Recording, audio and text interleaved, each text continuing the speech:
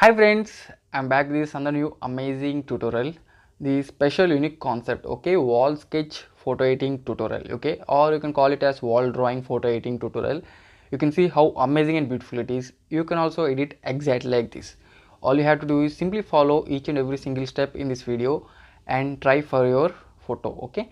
And I will give this background link in the description. You can go and download there. Friends, if you're first time watching my video, please consider like and subscribe to my channel and tap on the bell icon. Whenever I upload a new video, you will get the notification. Okay, first of all you have to open Picsart application. See you there.